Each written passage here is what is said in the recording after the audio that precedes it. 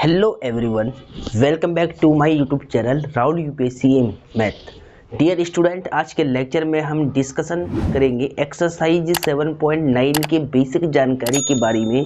Concept of exercise 7.9 का जो concept है उसके बारे में आज हमें चर्चा करनी है। इसका बेसिक सीखना है। बेसिक कंसेप्ट के बारे में डिस्कशन हमें आज के लेक्चर में करना है बेसिकली। तो आज का लेक्चर ये मोस्ट इम्पॉर्टेंट होने वाला है, क्योंकि आज के लेक्चर में हम जो बेसिक बातें हैं एक्सरसाइज 7.9 की वो सीखेंगे, यानी उसके बेसिक आधार को आज हमें सीखना है। अगर बेसिक फॉर्मूले, बेसिक कंसेप्ट, थ्योरम्स अगर आपने सीख ली है तो एक्सरसाइज 7.9 के एग्जाम्पल और एक्सरसाइज 7.9 के क्वेश्चंस को सॉल्व करने में आपको कोई दिक्कत नहीं होगी। तो डियर स्टूडेंट, सबसे पहले आप अपनी एनसीईआरटी बुक निकाल लीजिएगा और हम एक्सरसाइज 7.9 की बेसिक जानकारी को हासिल करने की कोशिश करते हैं, आपको समझाते हैं, ठीक है, कि बेसिकली हमें करना क्या है उस एक्सरसाइज के अंदर। तो सबसे पहले आप अपनी एनसीईआरटी बुक निकाल लीजिएगा। चलो,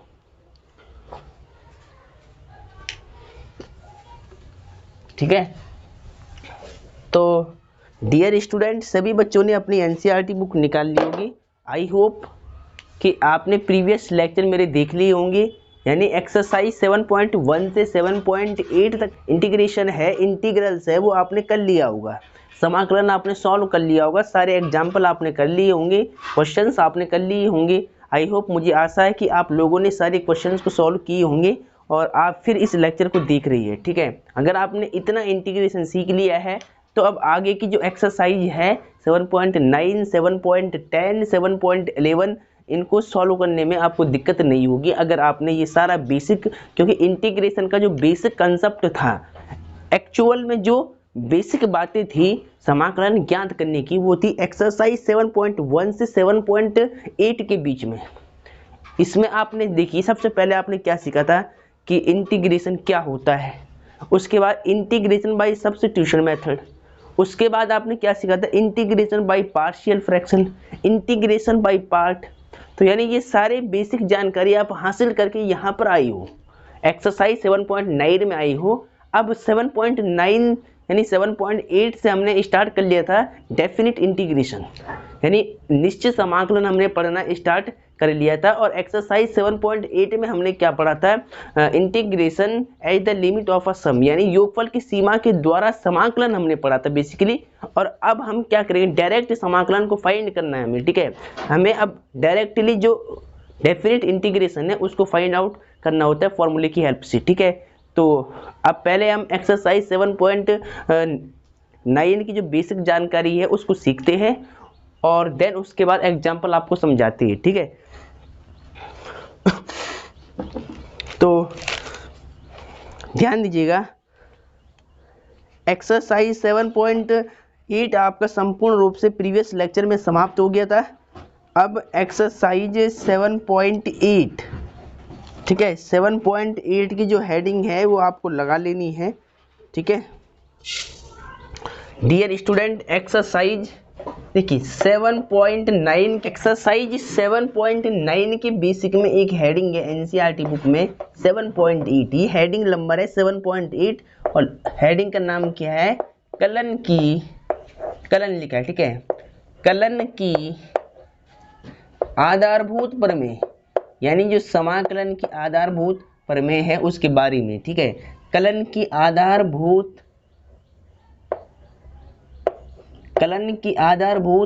प्रमेय,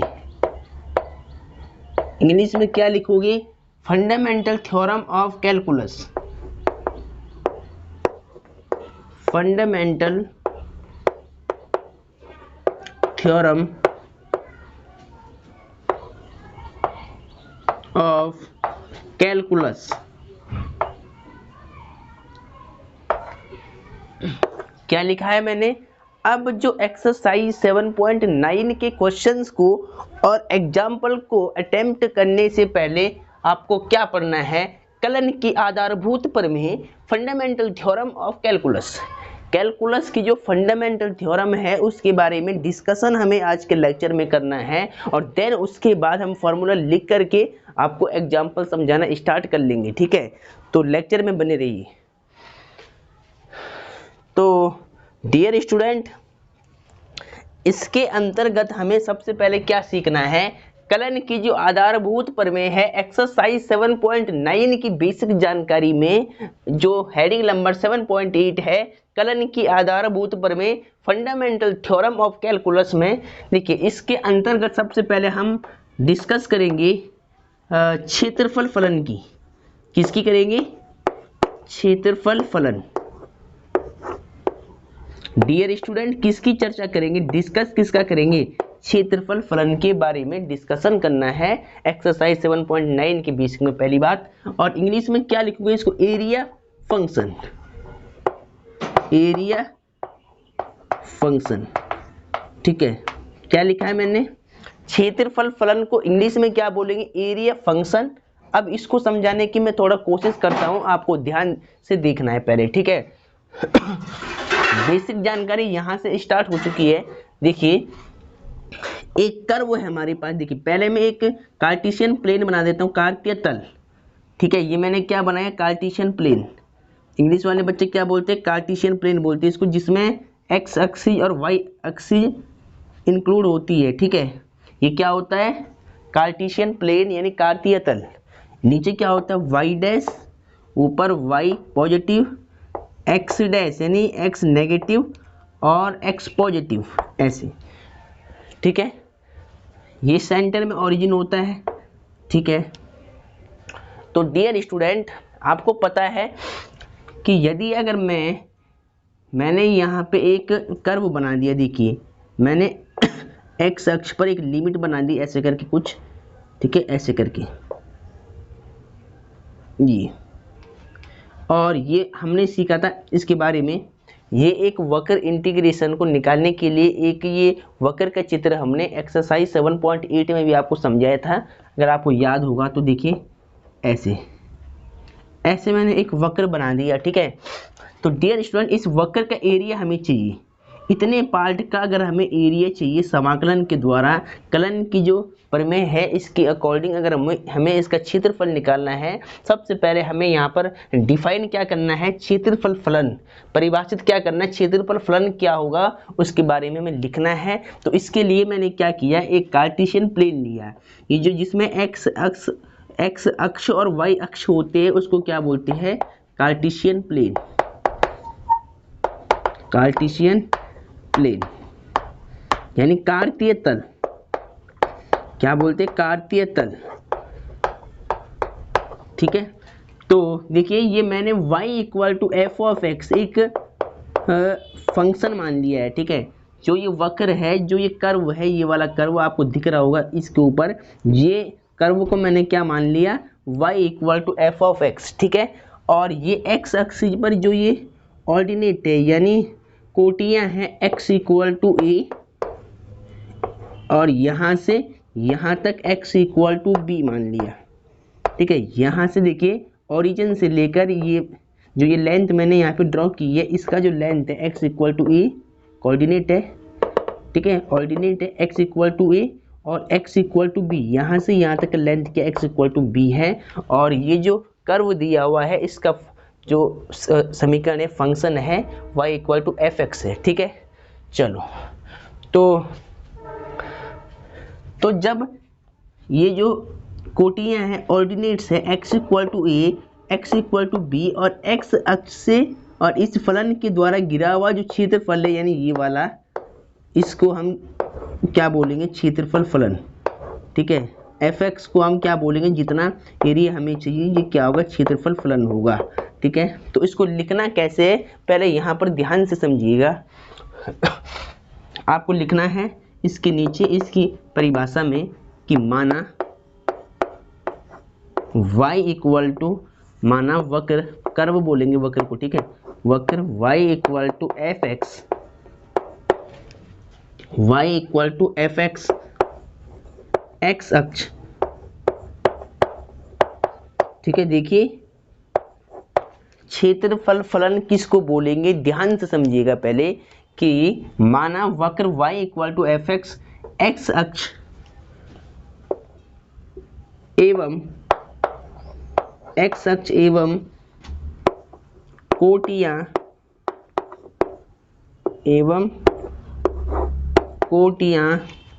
x इक्वल टू ए, कोटियां x इक्वल टू ए तथा x इक्वल टू बी से गिरे क्षेत्र के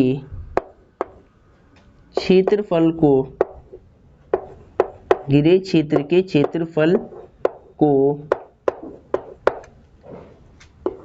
क्षेत्रफल फलन कहते हैं। क्षेत्रफल फलन कहते हैं। देखिए पहले ध्यान से समझिएगा कि जो ये क्षेत्रफल ये क्षेत्र हमें निकालना है, जो रीजन मैंने बनाया है शेडेड रीजन जो है उसका एरिया हमें चाहिए,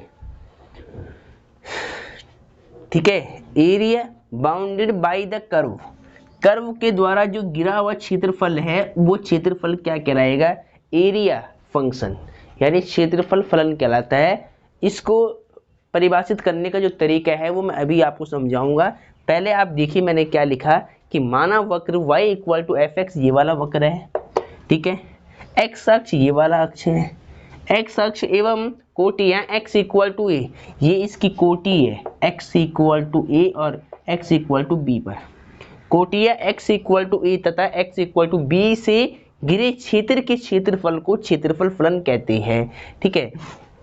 जो आपका ये वक्र है y equal to f x और जो ये कोटि है x इक्वल टू ए और x इक्वल टू बी, इसके द्वारा जो गिरा हुआ क्षेत्र है इसको हम क्या बोलेंगे, क्षेत्रफल फलन बोलेंगे। और फिर क्या लिखेंगे इसके बाद, इसे कैपिटल ए एक्स से प्रदर्शित करते हैं। क्षेत्रफल फलन को किससे प्रदर्शित करते हैं, इसे कैपिटल ए एक्स से प्रदर्शित करते हैं,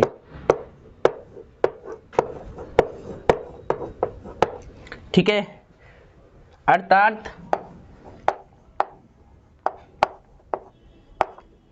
देखिए क्षेत्रफल फंक्शन को अब लिखेंगे कैसे, मैथमेटिकल टूल्स के हिसाब से, मैथमेटिकल रूप में कैसे लिखेंगे, रिप्रेजेंट कैसे करेंगे इसको, ठीक है। देखिए पहले डियर स्टूडेंट, इस वक्र जो ये हमारे पास कर्व बना है इसका एरिया निकालने के लिए मैं यहाँ पर एक पट्टी मान लेता हूँ, आयत की, रेक्टेंगल की एक पट्टी मैंने मान लिया है, ठीक है। देखिए इस वक्र का, इस पूरे क्षेत्र का, भाई अगर ये रेक्टेंगल होता तो सीधा हम यहाँ पर फॉर्मूला यूज कर लेते L इंटू बी, लेकिन ये रेक्टेंगल नहीं है, ये एक कर्व है और इस वक्र का एरिया हमने नहीं पढ़ा है कभी भी। ऐसे वक्र का एरिया हमने कभी नहीं सीखा है, ठीक है।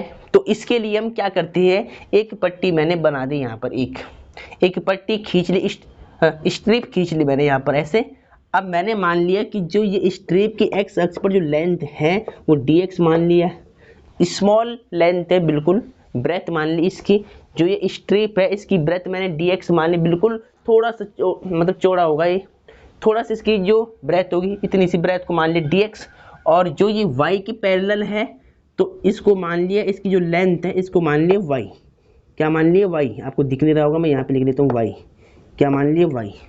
तो अगर ये इसकी जो ब्रेथ है dx है, लेंथ अगर इसकी y है, तो अगर मान लो कि ये एक रेक्टेंगल के आकार की पट्टी है तो इसका क्षेत्रफल क्या होगा, इसको थोड़ा आप ऐसे ड्रॉ कर देना पहले यहाँ पे ऐसे करके, यानी ताकि आपको ऐसे यहाँ पर आयत दिखे, आयत। तो इसको थोड़ा मैंने देखिए इस फंक्शन को पहले मैं ऊपर लिख रहा हूँ, ठीक है। y equal to f x मैंने ऊपर लिख लिया है और इसको ऐसे शेडेड रीजन में इसको ड्रॉ कर दिया ऐसे, ठीक है। अब देखिए ये आपको थोड़ा सा एक रेक्टेंगल दिखेगा, ठीक है। ये आपको ऐसे अगर मैं इसको ड्रॉ करता हूँ तो आपको ये देखिए ये वाली बाहर वाली पट्टी क्या दिखेगी, एक रेक्टेंगल दिखेगा और यहाँ पर एक पट्टी मैंने ड्रॉ कर दी इसकी। तो देखिए इसको मान लिया dx ब्रेथ इसकी, इसकी जो स्मॉल ब्रेथ है इसको मान लिया dx और इसकी जो लेंथ है इसको मान लिया y।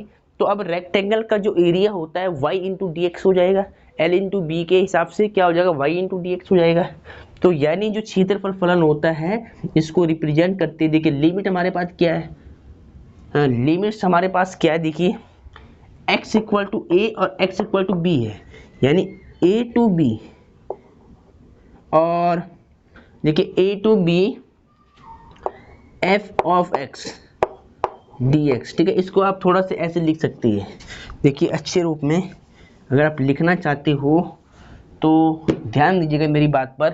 देखिए डियर स्टूडेंट, इसको हमने एक रेक्टेंगल की पट्टी में डिवाइड कर दिया है। इसके बाद आपको समझना क्या है, देखिए ये इसकी जो मतलब ब्रेथ है dx मान लिया, लेंथ इसकी y मान लिया। अब रेक्टेंगल का जो एरिया होता है l इंटू बी होता है। तो यानी क्षेत्रफल फलन को लिखने का तरीका क्या है, देखिए एक पट्टी का मैंने क्या निकाला y इंटू डी एक्स निकाला। ऐसे ही हम यहाँ पर और भी पट्टी ड्रॉ कर सकते हैं, ऐसे ही हम यहाँ पर और भी स्ट्रिप हम ड्रॉ कर सकते हैं। ऐसे ही एक स्ट्रिप मान लिया मैंने यहाँ ड्रॉ कर दिया, एक यहाँ कर दिया, एक यहाँ कर दिया। तो जितनी भी स्ट्रिप है इनका एरिया हम ऐड कर देंगे सबका। जो स्ट्रिप हमने बनाई है, जो पट्टियाँ हमने बनाई है आयत की आकार की, इनके क्षेत्रफल को जोड़ देंगे, प्लस कर देंगे, तो हमें इस पूरे कर्व का क्षेत्रफल मिल जाएगा, ठीक है।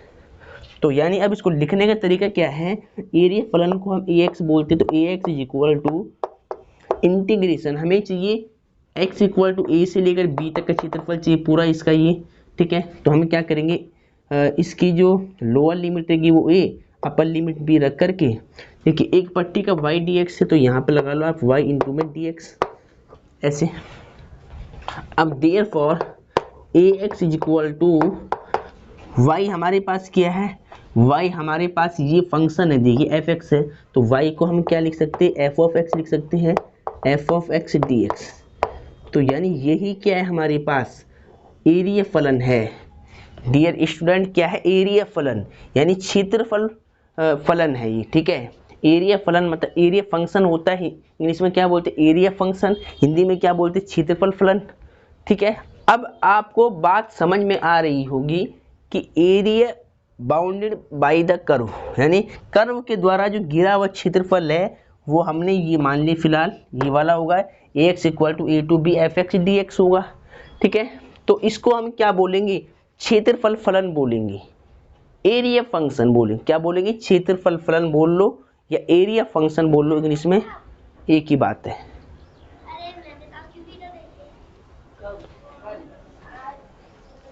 तो डियर स्टूडेंट आपको बात समझ में आ रही होगी कि एरिया फलन क्या होता है। अब एरिया फलन आपने समझ लिया होगा, अब इसके बाद आगे चलते जस्ट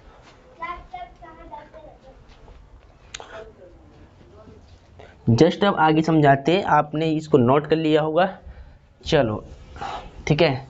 तो एरिया फलन आपने समझ लिया है क्या होता है, ax is equal to limit a to b f of x dx।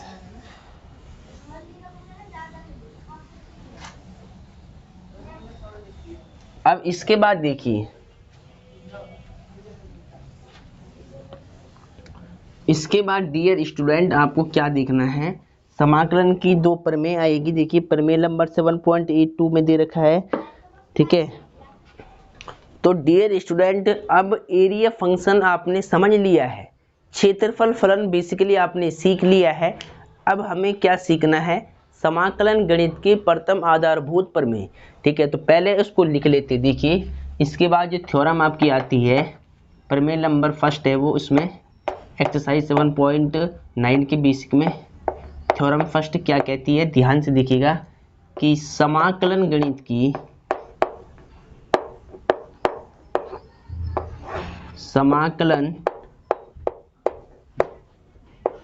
गणित की प्रथम आधारभूत प्रमेय, ठीक है। क्या कहती है, समाकलन गणित की प्रथम आधारभूत प्रमेय। इंग्लिश माध्यम वाले बच्चे क्या लिखेंगे, समाकलन गणित की प्रथम आधारभूत प्रमेय। इंग्लिश वाले बच्चे क्या लिखेंगे, फर्स्ट फंडामेंटल थ्योरम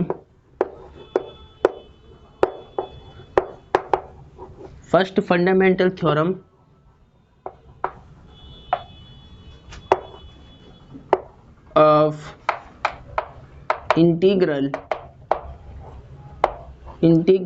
कैलकुलस।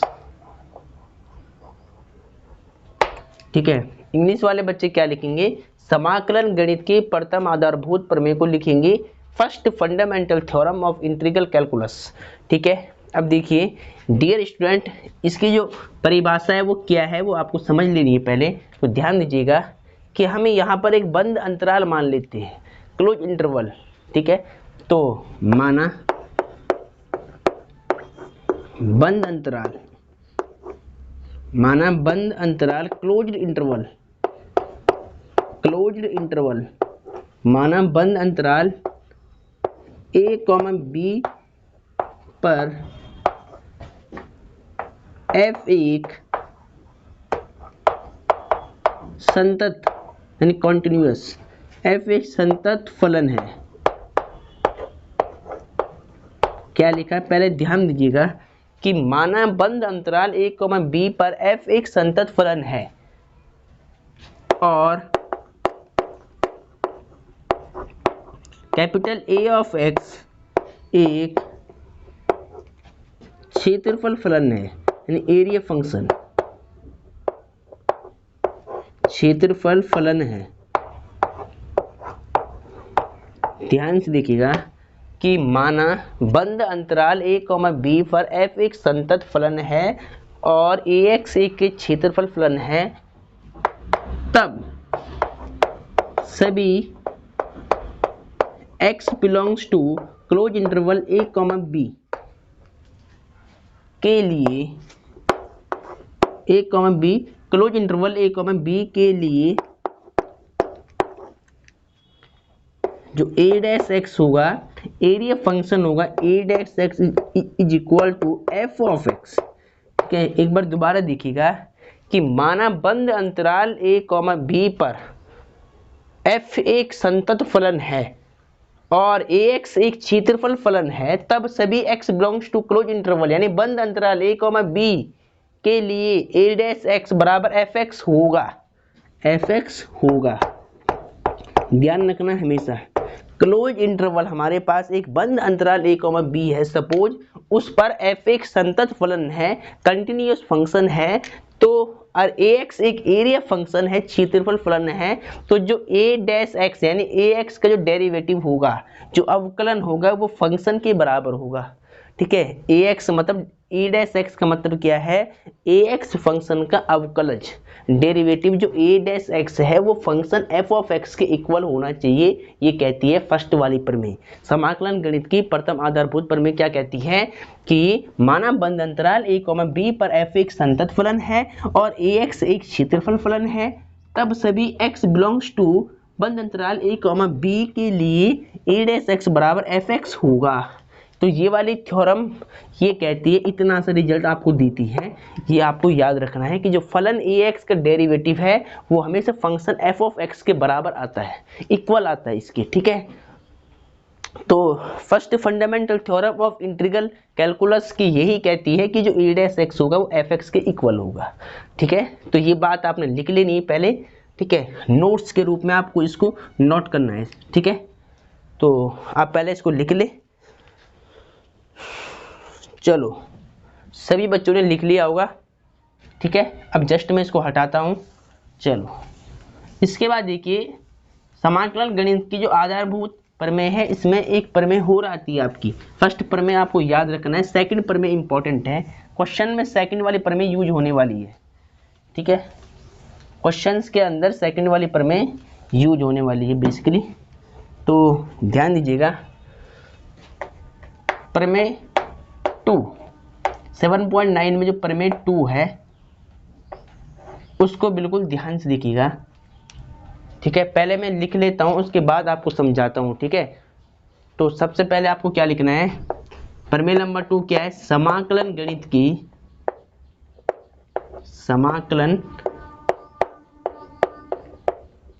गणित की द्वितीय आधारभूत प्रमेय, समाकलन गणित की द्वितीय आधारभूत प्रमेय।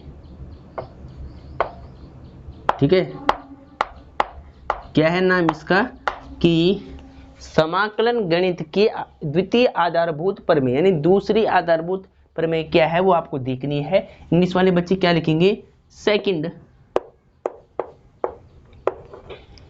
फंडामेंटल थ्योरम,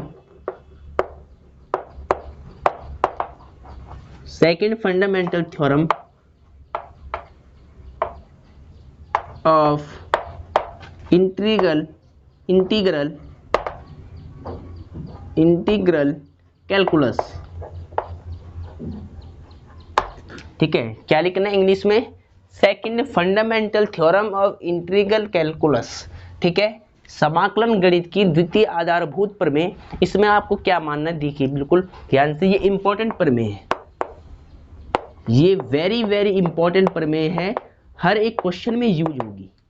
बेसिकली जो ये थ्योरम्स है ये इंपॉर्टेंट थ्योरम है। अब सारे क्वेश्चन लगभग इस वाली प्रमेय के बेस पर होंगे, प्रमेय नंबर 2 थ्योरम 2 के हिसाब से होंगे सारे क्वेश्चन, तो इसको आप पहले ध्यान से समझ ले। ठीक है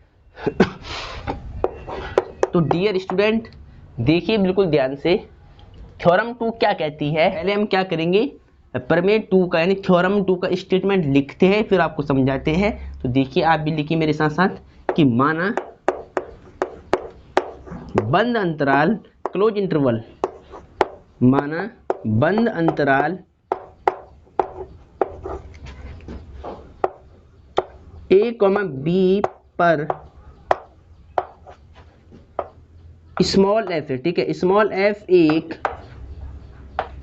संतत फलन है, कंटिन्यूअस फंक्शन है, संतत फलन है। क्या माना, माना बंद अंतराल a, b पर f एक संतत फलन है और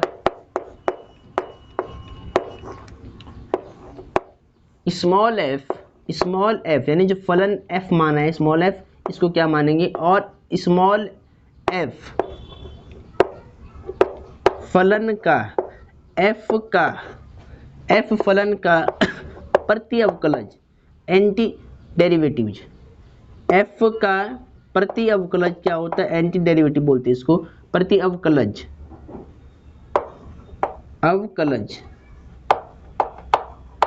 ठीक है, क्या लिखा है मैंने, माना बंद अंतराल a, b पर f एक संतत फलन है और f फलन का प्रति अवकलज यानी एंटी डेरिवेटिव कैपिटल f है। क्या है, स्मॉल f जो फलन है स्मॉल f का डेरिवेटिव मान लिया कैपिटल F है, प्रति अवकलज यानी समाकलन। एंटी डेरिवेटिव का मतलब क्या होता है, एंटी डेरिवेटिव का मतलब होता है समाकलन। तो देखिए क्या लिखा है मैंने, बंद अंतराल a, b पर f एक संतत फलन है और f फलन का प्रति अवकलज कैपिटल F है।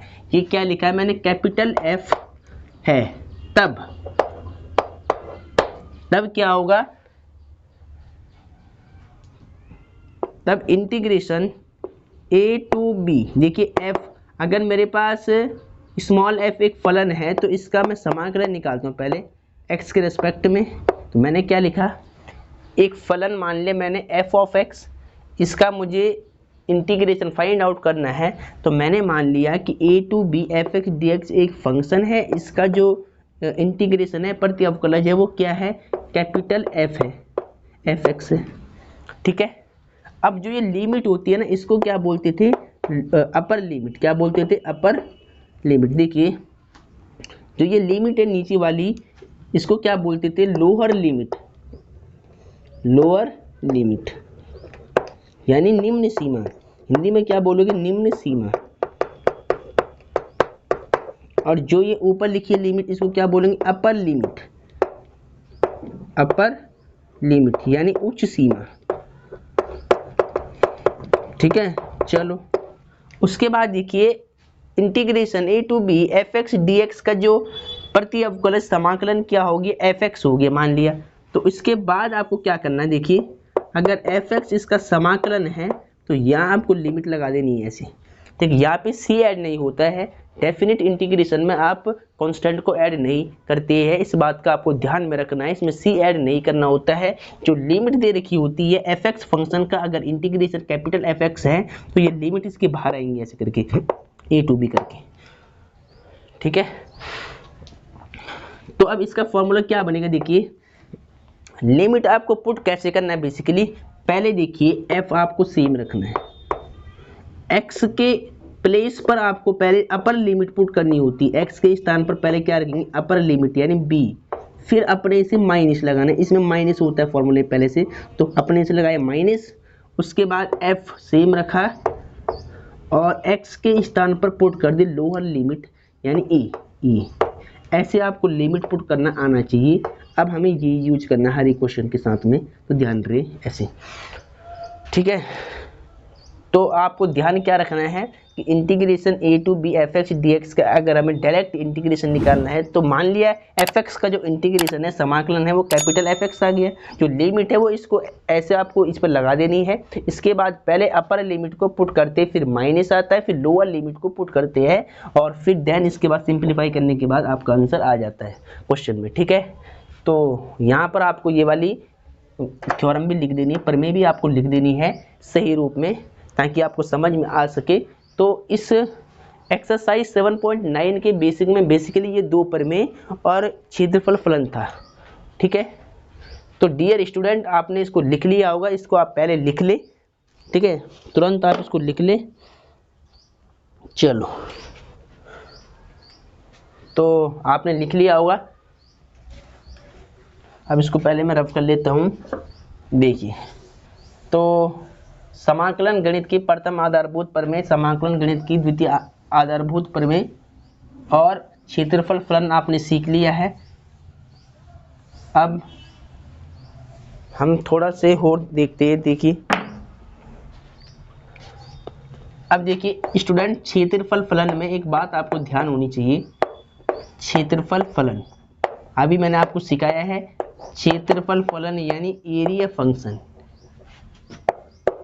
एरिया फंक्शन में एक बात आपको ध्यान में रखनी है, अगर सपोज हमारे पास ये एक कार्टेशियन प्लेन था, कार्तीय तल है, ठीक है, यहाँ पर एक कर्व अभी हमने बनाया था ऐसे, सपोज ये कर्व है कुछ, ठीक है, ये x इक्वल टू ए पर है लिमिट और ये कोटियाँ x इक्वल टू बी है और ये function y equal to f of x है, ठीक है, और ये क्षेत्र का हमें एरिया चाहिए पूरा, ठीक है।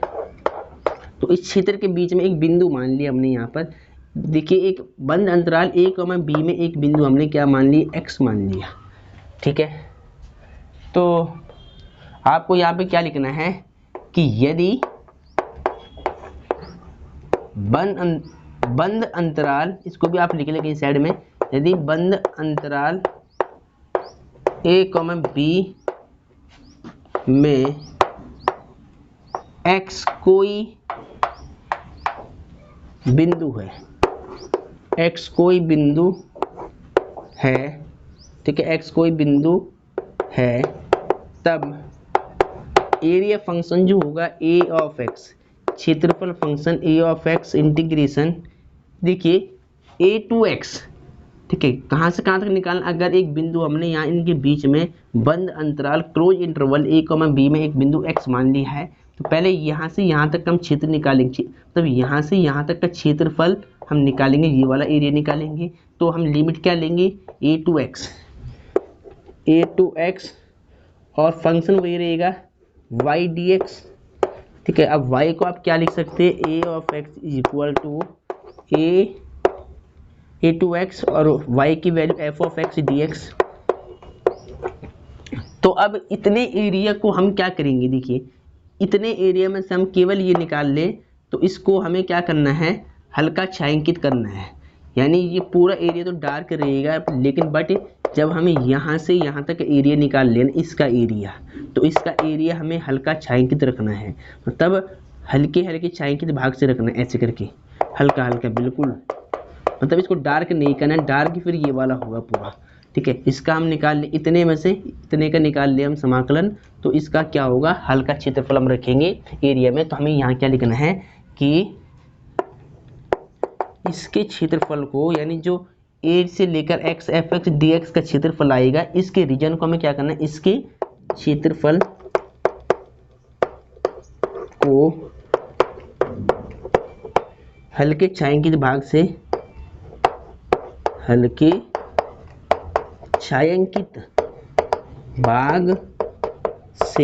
दर्शाते हैं।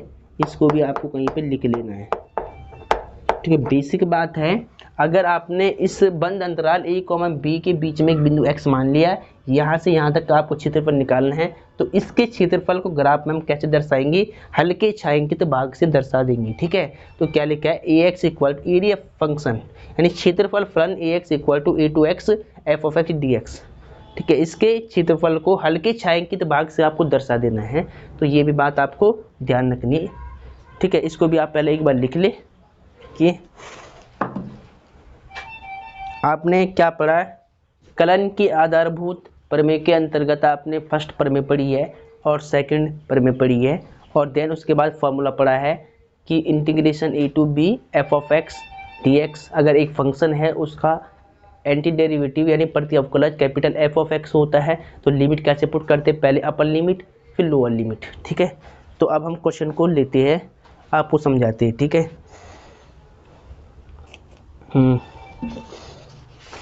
देखिए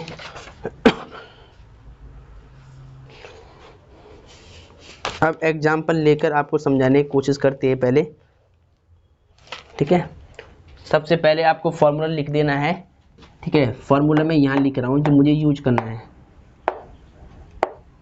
फॉर्मूला यानी निश्चित समाकलन का फॉर्मूला अब आप अलग से लिख ले, ठीक है। अभी मैंने थ्योरी के साथ आपको लिखवाया है, अब आपको अलग से नोट करना है। देखिए, अगर कोई फंक्शन मेरे पास a टू b, उसकी लिमिट मान लिया a to b small f x d x एक फंक्शन है, इसको मुझे इंटीग्रेट करना है, इस फंक्शन का समाकलन निकालना है विद रिस्पेक्ट टू x। तो मान लिया मैंने इस फंक्शन का इंटीग्रेशन प्रति अवकलज कैपिटल एफ एक्स मिलता है। अब देखिए यहाँ पे आपको c ऐड नहीं करना है, यहाँ इसकी लिमिट ऐसे लगा लेना आपको, पहले ये लोअर लिमिट नीचे, अपर लिमिट ऊपर। अब लिमिट को पुट करने का तरीका क्या होगा, पहले f सेम लिखना है, x के स्थान पर पहले अपर लिमिट b, फिर माइनस लगाना है, फिर f सेम, फिर x के स्थान पर लोअर लिमिट यानी e, ऐसे आपको लिमिट पुट करना है, फिर इसको सॉल्व करना है। तो ध्यान रहे, तो ये आपके पास फॉर्मूला आ जाता है, इसको आप लिख ले क्योंकि हर एक क्वेश्चन में अब ये यूज होने वाला है, ठीक है। 7.9 के हर एक क्वेश्चन में लगभग हमें ये वाला फॉर्मूला यूज करना है, तो आप इसको लिख ले। और ये समाकलन गणित की द्वितीय आधारभूत प्रमेय थी। चलो अब डियर स्टूडेंट, इसके बाद आप ध्यान से देखिएगा, एग्जाम्पल आपको समझाता हूं मैं, एग्जाम्पल 28 बिल्कुल ध्यान से देखिएगा। निम्नलिखित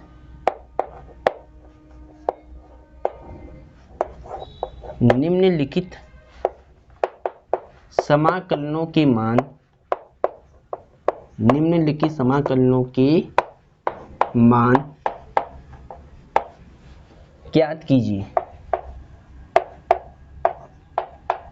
ठीक है। Find the value of following integral, ठीक है। जो नीचे दिए हुए समाकलन है उनकी वैल्यू आपको फाइंड आउट करनी है।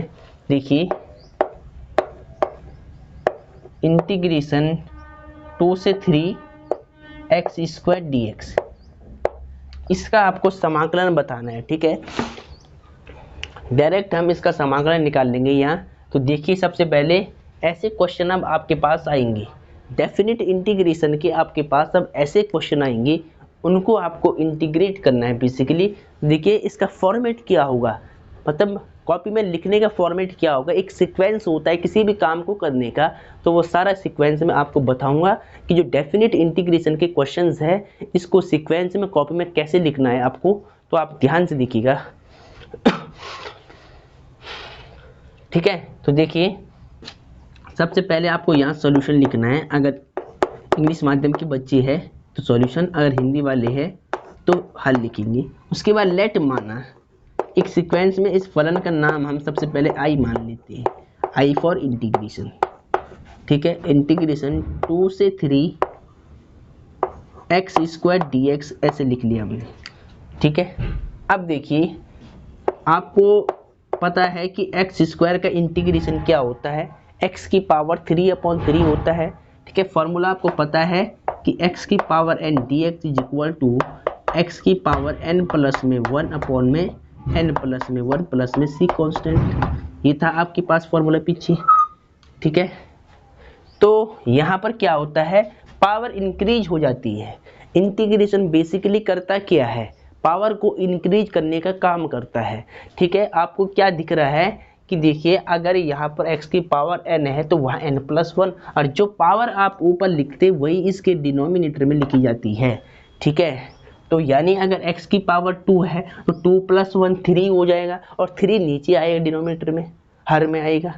तो सीधा आपको क्या करना है, बार बार ये फॉर्मूला यूज नहीं करना है। आपको मालूम है कि पावर बढ़ जाती है, एक पावर बढ़ जाएगी इसमें। तो देखिए x की पावर 2 है यानी एक्स स्क्वायर है, इसका इंटीग्रेशन क्या होगा x³ में 3। भाई 2 में 1 जोड़ो, 3 में जो ऊपर आएगा पावर में उससे आपको डिवाइड करना है 3 ऐसे। तो एक्स स्क्वायर का इंटीग्रेशन क्या होता है x³ में 3। उसके बाद आपको लिमिट लगानी है और कांस्टेंट ऐड नहीं करना है, इस बात का ध्यान रहे। तो लिमिट क्या है 2 से 3 ऐसे। इसके बाद इंटीग्रेशन देखिए यहाँ पर 1 मान ले तो 1/3 कांस्टेंट है, इसको पहले मैं बाहर कर रहा हूँ, कांस्टेंट को आपको पहले बाहर कर लेना है, कोई दिक्कत नहीं है। उसके बाद अंदर क्या बचेगा, वेरिएबल x³ और 2 से लेकर 3 लिमिट है इसकी, ठीक है। अब देखिए लिमिट पुट कैसे करना है, एक सवाल को पहले ध्यान से देखिएगा। देखिए पहले x के स्थान पर अपर लिमिट 3, ऊपर क्या है क्यूब है, क्यूब लगा ले, फिर माइनस लगाते इसमें, ठीक है अपने से। फिर x के स्थान पर लोअर लिमिट 2, ऊपर क्या है क्यूब। अब इसको सिंप्लीफाई कर ले आप, 1/3, 3 का क्यूब क्या है 27, 3 × 9 9 × 27, और 2 का क्यूब क्या है 8, ठीक है। i = अब देखिए 27 में से आपको 8 माइनस करना है तो कितना आएगा, 17 में से 8 जाएगा 9, ठीक है, यानी 9 आएगा आपका, 19 आएगा 19, ठीक है। देखिए 27 में से आपको 8 माइनस करना है तो 19 आएगा। और उसके बाद आपको क्या करना है, देखिए यहाँ पे 1 मान ली, सामने सामने मल्टीप्लाई होती है, मल्टीप्लाई वाली फ्रैक्शन में तो कितना आएगा 19 1 × 19 / 3 1 × 3 ऐसे आ जाएगा। तो यानी डेफिनेट इंटीग्रेशन में आपको क्या मिल रहा है, एक निश्चित वैल्यू मिल रही है, एक फिक्स वैल्यू आपको फाइंड आउट हो रही है। यहाँ पर आपको c ऐड नहीं करना है, इस बात का आपको ध्यान में रखना है, ठीक है। तो आंसर चेक कर लेते हैं। तो ये आपका आंसर आ चुका है इस क्वेश्चन का, 19/3 बिल्कुल राइट आंसर है। इस प्रकार से आपको इसको सॉल्व कर लेना है। तो डियर स्टूडेंट सीक्वेंस ये रहेगा, हर एक क्वेश्चन को मैं आपको सीक्वेंस के साथ में बताऊंगा, समझाऊंगा। तो इसीलिए आपको लेक्चर को आराम से देखना है। इस लेक्चर से आपको सवाल के साथ साथ सीक्वेंस भी दिखेगा, ठीक है। हमारे इस लेक्चर में आपको सीक्वेंस भी दिखेगा कि बेसिकली एग्जाम कॉपी में कैसे लिखना है, कैसे मान के लिखना है, मतलब जो भी वैल्यू आपको लेट करनी है, डिफरेंशिएशन करना है साइड में, वो सब आपको बताएंगे कैसे कैसे आपको करना है। तो आप देखिए पहले लेक्चर को ध्यान से। चलो ये एग्जाम्पल भी आपका हो चुका है, एग्जाम्पल 28 का फर्स्ट पार्ट है ये एनसीईआरटी का। अब एग्जाम्पल 28 का सेकेंड पार्ट को आप देखिए, ठीक है। चलो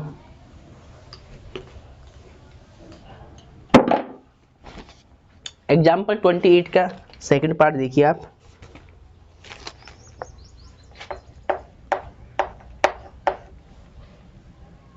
इंटीग्रेशन 4 to 9 रूट x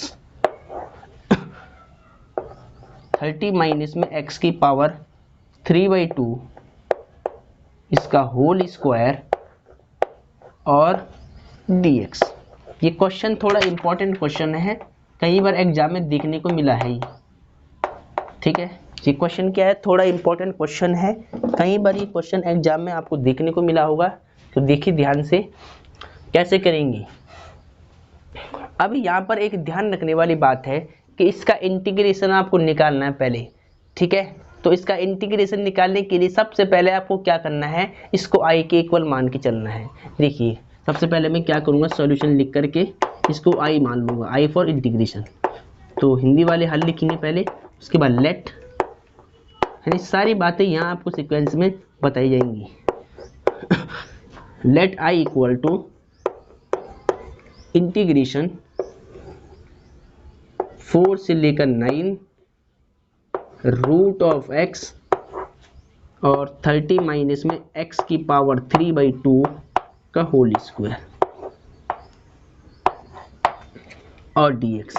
इस सवाल को मैं दो रूल से आपको समझाऊंगा, ठीक है। एक तो मैं आपको t मान के समझाऊंगा, लिमिट चेंज करके समझाऊंगा, और एक जो एनसीईआरटी ने किया है, क्योंकि आगे एक्सरसाइज में हमें लिमिट चेंज करनी होती है, ठीक है। अगर मैं इस फंक्शन को चेंज करता हूँ, ठीक है, आपको यहाँ क्या ध्यान रखना है, डेफिनेट इंटीग्रेशन में एक बात आपको ध्यान रखनी है, अगर आप लिमिट चेंज करते, मतलब फंक्शन को चेंज करते हैं, अभी फंक्शन मेरा x में है, अगर मैं इसको t में करना चाहता हूँ तो मुझे इसकी लिमिट भी चेंज करनी पड़ेगी फिर, क्योंकि ये लिमिट अभी x की है, x की लिमिट 4 to 9 है। अगर मैं इस फंक्शन को कुछ वेरिएबल मानकर t के फलन में चेंज कर लेता हूँ, t या अदर वेरिएबल में, तो इसकी जो लिमिट भी चेंज हो जाएंगी फिर, इस बात का ध्यान रखना है। और पहली बात ये है कि अगर आपको लिमिट चेंज नहीं करनी है तो आप सिंपल इसका इंटीग्रेशन निकाल लो, और इंटीग्रेशन निकाल के फिर इसमें t की वैल्यू पुट करके इस फंक्शन को पहले x के रूप में लाओ, और फिर इसके बाद लिमिट लगा लो, आप जो x की लिमिट थी फिर उस लिमिट को पुट कर दो। अगर आपको ऐसा नहीं करना है, अगर आपको फलन भी चेंज करना है और लिमिट भी चेंज करना है, तो फिर आपको x की वैल्यू पुट करने की जरूरत नहीं होती है। मान लिया कि मैं अगर इस फंक्शन को अभी t में चेंज करना चाहता हूँ, तो अब ये t में चेंज हो जाएगा, तो मुझे इसकी लिमिट भी चेंज करनी पड़ेगी। अगर मैं लिमिट चेंज करता हूँ तो बाद में मुझे t की वैल्यू नहीं रखनी पड़ेगी। अगर आपको अगर मान लिया कि आप इसका इंटीग्रेशन निकालते हैं t मान करके, और फिर वहां पर आप t की वैल्यू पुट करते हैं, तो आपको लिमिट फिर यही वाली रखनी है, ठीक है। तो दोनों केस मैं आपको समझा रहा हूँ एक ही सवाल में, ठीक है। अब मैं दोनों केस आपको क्यों समझा रहा हूँ, क्योंकि एनसीईआरटी ने बच्चे को स्टार्टिंग में समझाने के लिए क्या किया है, लिमिट चेंज करके नहीं दिखाई है। एनसीईआरटी में डायरेक्ट इसने क्या किया है, इसका एक अनिश्चित समाकलन निकाल दी, इंडेफिनिट इंटीग्रेशन निकाल दिया, और जो आंसर आया बाद में t की वैल्यू पुट करके इसने ये लिमिट पुट कर दी इसमें, ठीक है। तो दोनों रूल मैं आपको समझा रहा हूँ, आपको बिल्कुल ध्यान से देखना है। पहली बात देखिए मैं क्या करूँगा, देखिए अब समस्या ये है कि किस फंक्शन को t माने यहाँ पर, ठीक है। अब देखिए अगर मैं 30 माइनस में x की पावर 3/2 को अगर मैं t पुट कर लेता हूँ और इसका अगर डेरिवेटिव फाइंड करता हूँ, तो मुझे √x dx मिल जाएगा इजीली।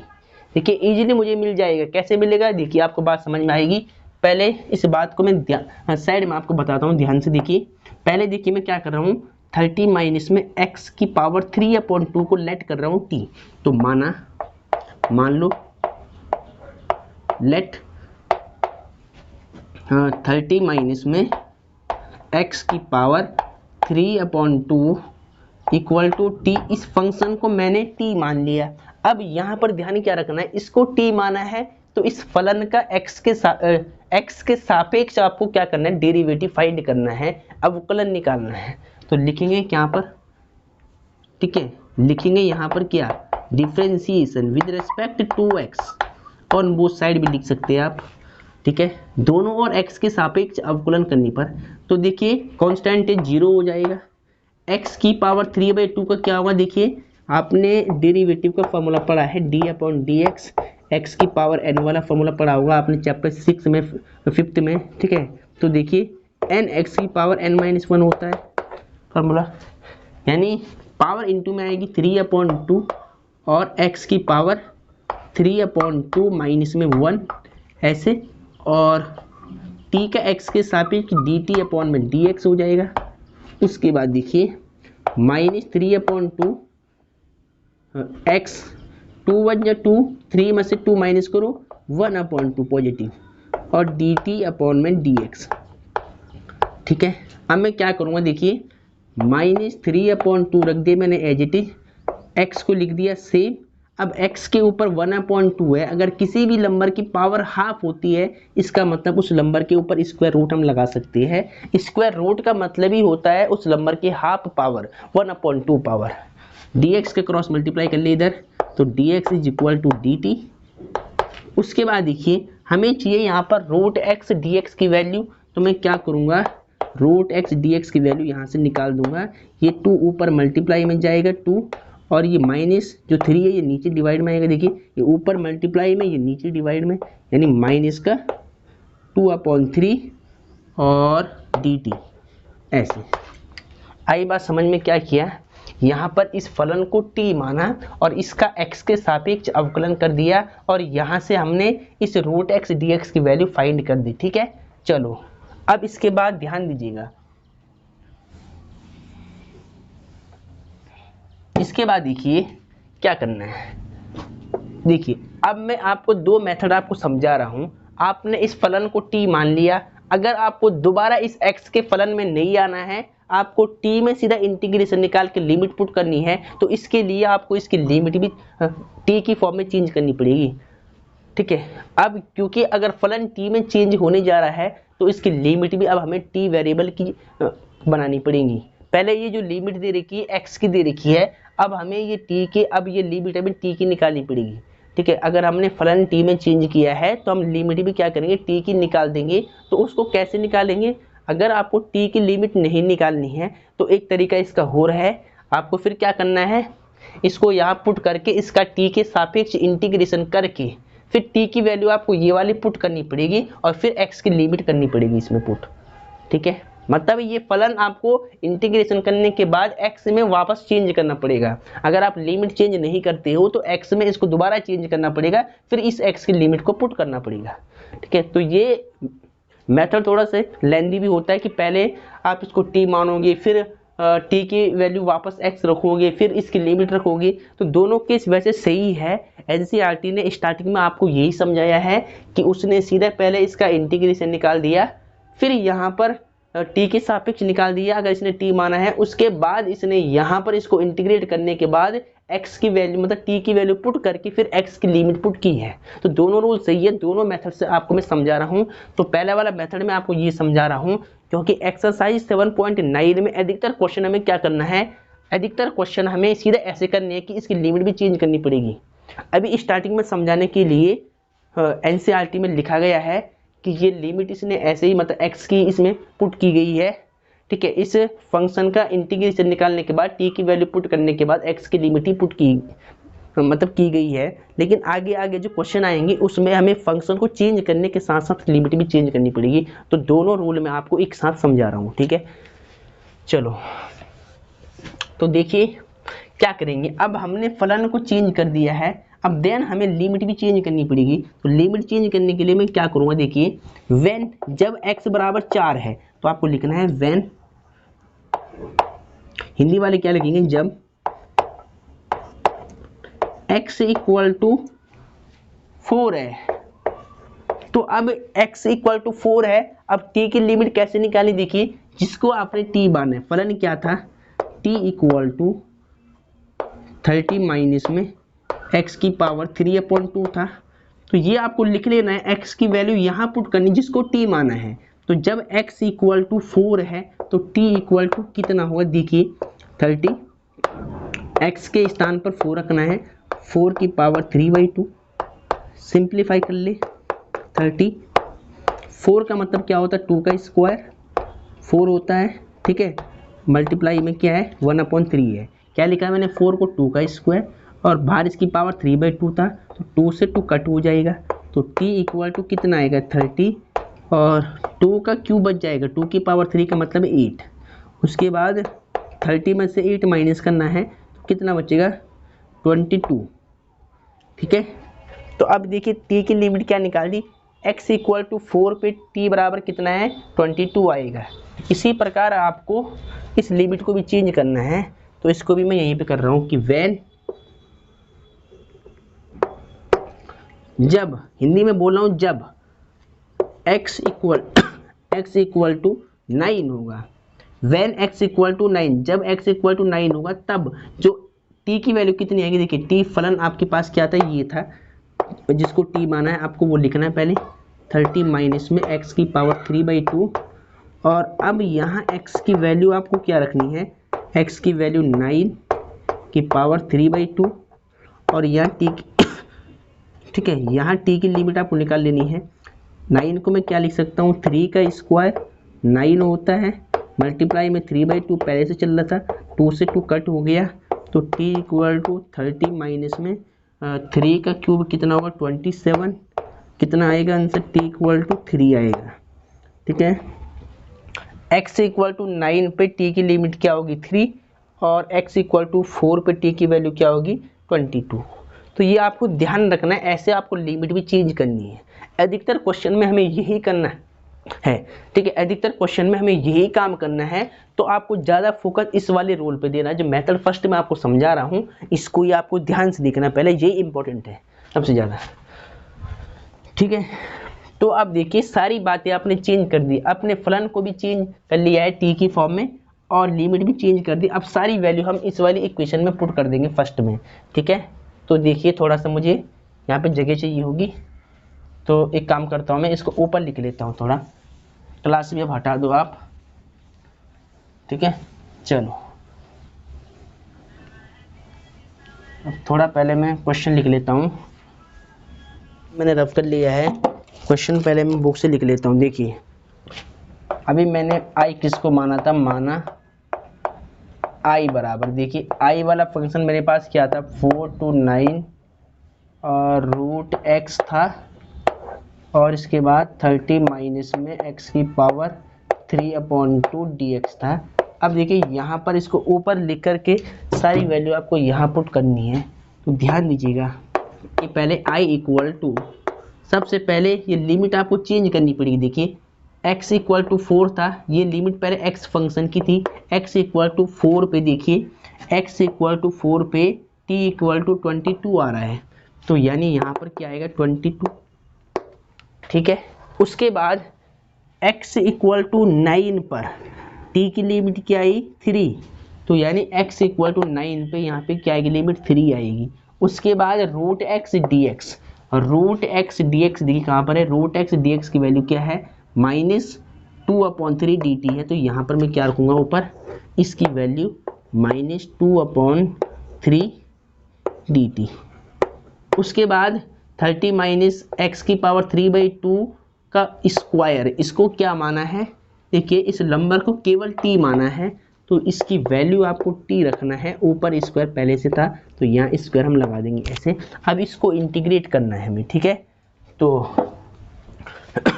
अब लिमिट भी आपने पुट कर दिया, सारा काम खत्म कर दिया है। अब आपको वापस x वाले फंक्शन में नहीं जाना है, क्योंकि आपने लिमिट भी t में चेंज कर ली, इसलिए अब इन सभी की हमें ज़रूरत नहीं पड़ेगी। अब केवल इंटीग्रेशन फाइंड आउट करना है और लिमिट पुट करनी है। तो देखिए -2/3 कांस्टेंट है, इसको मैं बाहर कर रहा हूँ, तो इंटीग्रेशन में क्या बचेगा 22 से लेकर 3 और dt/t²। ठीक है, अब देखिए यहाँ पर आपको इंटीग्रेट करना है, इसको समाकलन निकालना है। अगर आपको पता होगा कि 1/x² का समाकलन क्या होता है, सीधा -1/x होता है, तो आपको इंटीग्रेशन के फॉर्मूले भी यूज नहीं करना है। अगर आपको कंसेप्ट आपकी याद हो रखी है, फॉर्मूले याद है कि 1/x² dx का इंटीग्रेशन क्या होता है -1/x होता है, अगर नहीं फॉर्मूला याद है तो आपको फिर क्या करना है, ये वाला फॉर्मूला यूज करना है। देखिए ये लॉन्ग वाला फॉर्मूला x की पावर n dx वाला फॉर्मूला, तो क्या होगा x की पावर n प्लस में 1 n प्लस 1 प्लस में c, ये वाला फॉर्मूला। ठीक है, तो कैसे यूज करना है देखिए, पहले चाहिए तो आप सीधा इसको लिख ले कि 1 ऊपर 1 मान के 1/t² का इंटीग्रेशन क्या निकलेगा, हमेशा -1/t निकलेगा। अगर आपको ऐसे नहीं करना है, अगर आपको ये वाला फॉर्मूला लगा के सॉल्व करना है, तो देखिए पहले फिर क्या करूँगा मैं, लिमिट 22 से लेकर 3, ये t की पावर ऊपर आएगी तो माइनस बन जाएगी, रिवर्स बन जाएगी पावर ऐसे करके dt। ठीक है, डिनोमिनेटर की पावर को अगर मैं न्यूमरेटर में लाया हूँ तो रिवर्स बन जाएगी पावर, माइनस बन जाएगी, नेगेटिव बन जाएगी। इसके बाद देखिए यहाँ पर देखिए इधर i is equal to -2/3 multiply, देखिए t की पावर -2 का इंटीग्रेशन क्या होगा, t की पावर -2 प्लस में 1, इस वाले फॉर्मूले की हेल्प से, और -2 प्लस में 1, इंटीग्रेशन की लिमिट बाहर पुटअप कर ले। लिमिट क्या है 20 2 से लेकर 3, ऐसे आपको लिमिट रखनी है। इसके बाद देखिए i इक्वल टू -2/3, -2 में से 1 जाएगा, +1 -1 बच जाएगा और t की पावर -1 बच जाएगा। उसके बाद -1 नीचे भी आएगा और लिमिट आप यहाँ पर सही से लगा ली ब्रैकेट, लिमिट पुट करनी है 22/3 इसके बाद, ठीक है। तो अब देखिए पहले ये माइनस और ये माइनस प्लस बन जाएगा। देखिए ये माइनस और ये माइनस प्लस हो जाएगा, तो यहाँ केवल 2/3 बच जाएगा और t की पावर -1 है, तो अगर ये नीचे जाएगा t तो क्या आएगा, t की पावर क्या आएगी, 1/t आएगी, ठीक है। जब t इनवर्स नीचे जाएगा डिनोमिनेटर में आएगा वापस, तो t की पावर 1 प्लस बन जाएगी।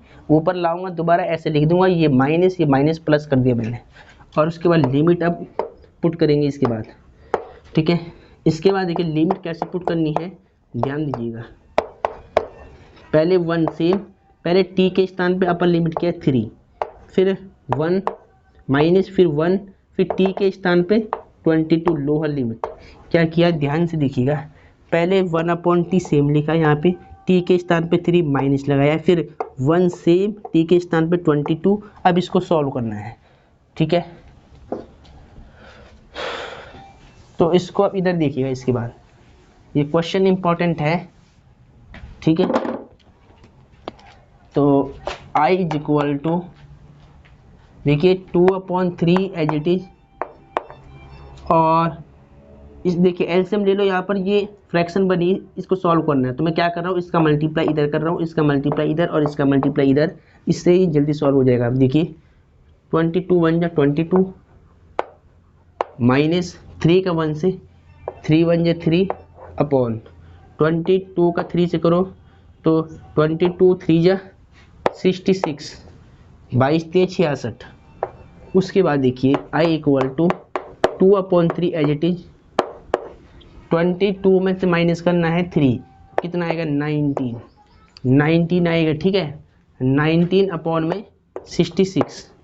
उसके बाद कि उसके बाद ठीक है 22 में से 3 माइनस किया तो कितना आएगा 19/66। इसके बाद देखिए 2 1 जा 2, 2 3 जा 6, 2 3 जा 6, यानी i इक्वल टू कितना आ जाएगा 19 1 जा 19 और 33 की मल्टीप्लाई 3 से करनी है तो 99, ठीक है। तो ये आपका इसका इंटीग्रेशन आ चुका है कि इसकी वैल्यू कितनी आएगी 19/99 आएगी, ठीक है। कितना हो गया, 2 से कट कर दिया, फिर 33 की गुणा कर दिया 3 में तो 99 आ गया, 19 कम 19 आ गया, कि ये आपका आंसर आ गया है, ठीक है। ऐसे आपको इसको सॉल्व करना है। तो यानी आपने अगर फंक्शन को t में चेंज किया है तो डायरेक्टली आपको लिमिट भी क्या करनी है, t की फॉर्म में चेंज कर लेनी है। अदरवाइज आप क्या कर लेते, इसका सिंपल एक निश्चित समाकलन नहीं अनिश्चित समाकलन निकाल लेते, बाद में t की वैल्यू पुट कर लेते x की फॉर्म में, फिर x की लिमिट आप पुट कर लेते, तो भी आपका आंसर यही आता। तो किससे भी कर लो, लेकिन अधिकतर हमें ये वाला रूल फॉलो करना है, ठीक है। क्या करेंगे एक्सरसाइज के अंदर कि जो लिमिट हमने जो t में, अगर हमें फलन को t में चेंज किया है तो लिमिट भी हमें t में चेंज करनी पड़ेगी, ठीक है। फिर इसको देखिए लिमिट पुट कर दी, हमारा आंसर सीधा आ गया। अब आप आंसर चेक कर ले अपना, आंसर इसका आ रहा है 19/99, बिल्कुल राइट आंसर आ रहा है। इस प्रकार से आपको सॉल्व करना है, ठीक है। एनसीईआरटी ने क्या किया है, पहले t मान के सॉल्व किया है, फिर t की वैल्यू पुट की है, फिर x की लिमिट ही पुट की है, तो ये भी बिल्कुल सही रूल है, वो भी आप कर सकते हैं। तो इसको आप पहले लिख ले। चलो आई होप आपने इसको लिख लिया होगा।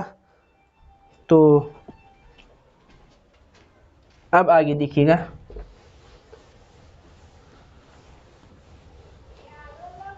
ठीक है। तो क्वेश्चन आपकी समझ में आ गए होंगे। इसी सवाल को अगर मैं एनसीईआरटी वाले रूल से समझाऊं तो फिर ये लेक्चर ज़्यादा लंबा हो जाएगा डियर स्टूडेंट। उसमें मैं आपको बता रहा हूँ खाली उसने क्या किया, टी मान के सॉल्व किया इसी वाले क्वेश्चन को, ठीक है। इसने क्या किया, टी मान के सॉल्व किया, फिर एक्स के स्थान पर आपने उसकी लिमिट भी चेंज नहीं की, क्योंकि उसको इस फलन को वापस एक्स में लाना था। तो उसने क्या किया, बस सिंपल इंटीग्रेशन निकाला, टी की वैल्यू एक्स की फॉर्म में चेंज की, जो एक्स की लिमिट दे रखी थी वही उसमें पुट कर दिया, आंसर निकाल दिया, ठीक है। तो ऐसे भी आप कर सकते हैं। तो जो रूल मैं आपको समझा रहा हूँ आपको यही करना है अधिकतर, ठीक है। तो ध्यान दें। अब देखिए क्वेश्चन नंबर 3 देखिए आप पहले, मतलब एग्जाम्पल 28 का थर्ड पार्ट आप देखिएगा। ये थोड़ा इंपॉर्टेंट क्वेश्चन है, पार्शियल फ्रैक्शन का ही। देखिए इंटीग्रेशन 1 to 2 dx x + 1 और x + 2 dx, ठीक है। इसका आपको इंटीग्रेशन निकालना है। तो देखिए अगर आप इसको देखो ध्यान से, मैंने क्वेश्चन x दिया यहाँ पर, यहाँ x भी साथ में, ठीक है x। चलो अब सही है। देखिए क्वेश्चन किस प्रकार से दे रखा है, 1 to 2 x dx upon x + 1 x + 2, इसका आपको समाकलन निकालना है। ये एक डेफिनेट इंटीग्रेशन का क्वेश्चन है, समाकलन का क्वेश्चन है। देखिए कैसे हम करेंगे। देखिए आपको कैसे दिख रहा है, अपॉन में क्वाड्रेटिक इक्वेशन दिख रही है, अगर इसका मल्टीप्लाई मैं अंदर कर दूं तो मुझे क्या मिल जाएगी, क्वाड्रेटिक इक्वेशन मिल जाएगी, द्विघात समीकरण यानी द्विघात बहुपद मिल जाएगा मुझे। इसके बाद देखिए डिनोमिनेटर की जो डिग्री है न्यूमरेटर से बड़ी है, और यहाँ जो लीनियर फैक्टर है इसका मतलब पार्शियल फ्रैक्शन आपको लगाना पड़ेगा। मैंने कहा था कि आपने एक्सरसाइज 7.8 तक का सारा बेसिक सारे समाकलन निकालने की विधियाँ आपने सीख चुकी है, तो अब ये सारे एक साथ यूज होंगी, ठीक है। प्रतिस्थापन द्वारा समाकलन, खंडशः समाकलन, जो भी समाकलन आपने पढ़ा है, आंशिक भिन्न के द्वारा समाकलन, अब वो सारा इसके बाद 7.9 के बाद वो जितना भी मिक्स कंसेप्ट है वो यूज होगा एक साथ मिलजुल करके, ठीक है। तो आपको सारी बातें आपको समझ में आ जानी चाहिए। आप पहले वो बेसिक लेक्चर देख ले और आंशिक भिन्न द्वारा समाकलन आप सीख ले और खंडशः समाकलन आप सीख ले पहले पीछे, फिर आपको ये बातें समझ में आएंगी। तो देखिए यहाँ पर एक आंशिक भिन्न का क्वेश्चन है, ये इंटीग्रेशन बाय पार्शियल फ्रैक्शन का क्वेश्चन है। ये देखिए अपॉन में लीनियर फैक्टर है, ऊपर x है, न्यूमरेटर की जो डिग्री है डिनोमिनेटर से लेस है। तो देखिए आपने ऐसे फॉर्म पढ़ी है इंटीग्रेशन बाय पार्शियल फ्रैक्शन में कि ऊपर देखिए एक फंक्शन था px + q और अपॉन में x माइनस में a और x प्लस में a, मान लिया ऐसे कोई फैक्टर है हमारे पास है, इसका इंटीग्रेशन हमें चाहिए। तो लीनियर फैक्टर के लिए हम पार्शियल फ्रैक्शन में कैसे लिखते थे, a अपॉन a मानकर x upon a factor, x minus a वाला फैक्टर प्लस b मान करके x प्लस b वाला फैक्टर, ऐसे, और फिर एलसीएम लेकर इसको सॉल्व करते थे। तो यार ये पार्शियल फ्रैक्शन में तोड़ने का तरीका ये था आपका, ठीक है। तो अब देखिए क्वेश्चन को करते हैं, आपने देखे होंगे लेक्चर मेरे पीछे, तो आपको दिक्कत नहीं आएगी इसमें। देखिए सबसे पहले सॉल्यूशन लिखेंगे, हिंदी माध्यम वाले बच्चे हल लिख ले यहाँ पे। लेट माना, इसको सीक्वेंस में सॉल्व करेंगे, माना आई, इस फंक्शन को मान लिया I integration 1 to 2 x dx equal to x + 1 और x + 2, ठीक है, dx। अब देखिए क्या करना है, इसको सबसे पहले आंशिक भिन्न में तोड़ देंगे, ठीक है, आंशिक भिन्न यानी पार्शियल फ्रैक्शन। तो क्या करेंगे, लेट माना x अपॉन में x + 1 और x + 2, जो ये फंक्शन है इसको आंशिक भिन्न में तोड़ रहा हूँ, पार्शियल फ्रैक्शन में तोड़ रहा हूँ। तो पार्शियल फ्रैक्शन में क्या करते हैं, ऊपर a मान करके x + 1 फैक्टर प्लस b मान करके x + 2 फैक्टर, ठीक है। इसको सिंप्लीफाई कर ले, x अपॉन में x प्लस में 1 x प्लस में 2, एलसीएम ले लें यहाँ पर x + 1 x + 2, ठीक है। इसका मल्टीप्लाई यहाँ कर ले a x + 2 प्लस इसका मल्टीप्लाई यहाँ कर ले b x + 1, इससे ये कट हो जाएगा, क्या बचेगा, x equal to a x + 2 plus b x + 1, ठीक है। इसको इक्वेशन फर्स्ट मान ले, इसको इक्वेशन सेकंड मान ले, इसको इक्वेशन थर्ड मान ले पहले, ठीक है, एक सीक्वेंस के हिसाब से। इसके बाद देखिए आपको कांस्टेंट a और b की वैल्यू फाइंड आउट करनी होती है, तो इसकी वैल्यू मैंने आपको अच्छी तरह निकालना सिखा रखा है एक्सरसाइज 7.5 में, जहां पर हमने पार्शियल फ्रैक्शन को सीखा था, ठीक है। तो देखिए ए की वैल्यू कैसे निकालेंगे, यहाँ पर देखिए इक्वेशन सेकंड में ए के नीचे जो फैक्टर है x+1 इसको पुट कर लो 0 के इक्वल, पहले पुट x+1 इक्वल टू 0, यहाँ से x की वैल्यू कितनी आएगी -1, इसको पुट कर लो समीकरण 3 में, तो यहाँ लिख लो समीकरण 3 से, समीकरण 3 से। अब आपको सीधे वैल्यू रखनी है समीकरण 3 से फ्रॉम इक्वेशन नंबर 3, ठीक है। इसमें क्या लिखना, फ्रॉम इक्वेशन नंबर 3, इक्वेशन 3 क्या है ये रही, यहाँ पर जहाँ जहाँ x है वहाँ -1 पुट कर लो, यहाँ x है -1 इक्वल टू a, यहाँ x है -1 + 2 प्लस b, यहाँ x है -1 + 1 और -1 इक्वल टू कितना आएगा, 2 में से 1 जाएगा 1 यानी a बच जाएगा खाली, और यहाँ देखिए 1 में से 1 जाएगा 0, तो यानी यहाँ पर 0 हो गया, यानी a की वैल्यू कितनी आएगी -1, a की वैल्यू कितनी आएगी -1, ठीक है। a की वैल्यू कितनी आएगी -1 आएगी। अब इसके बाद देखिए b की वैल्यू निकालते हैं, b की वैल्यू यहाँ देखिएगा। अब इस b की वैल्यू निकालने के लिए इसके नीचे जो फैक्टर है x+2 इसको 0 के इक्वल पुट कर लो, put x+2 equal to 0, then x की वैल्यू कितनी आएगी -2 आएगी। अब लिखो फ्रॉम इक्वेशन नंबर 3, ठीक है, हिंदी वाले लिख देना समीकरण 3 से, फ्रॉम इक्वेशन 3 समीकरण 3 से। देखिए ये वैल्यू आपको x इक्वल टू -2 इक्वेशन 3 में पुट करनी है जहाँ जहाँ x है, तो पहले यहाँ पे रख रहा हूँ -2 a, x के प्लेस पर -2 +2, फिर plus as it is b as it is, और x की वैल्यू -2 + 1,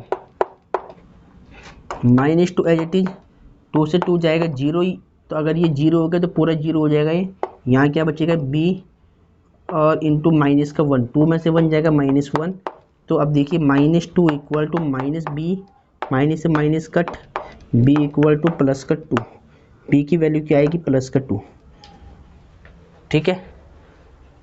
अब क्या करना है, a और b की वैल्यू पुट करनी है इस इक्वेशन नंबर सेकंड में यहाँ पर, ठीक है। a और b की वैल्यू कहाँ पुट करनी है, इक्वेशन सेकंड में समीकरण 2 में रखनी है, तो बाकी को हम हटा देते हैं फिलहाल।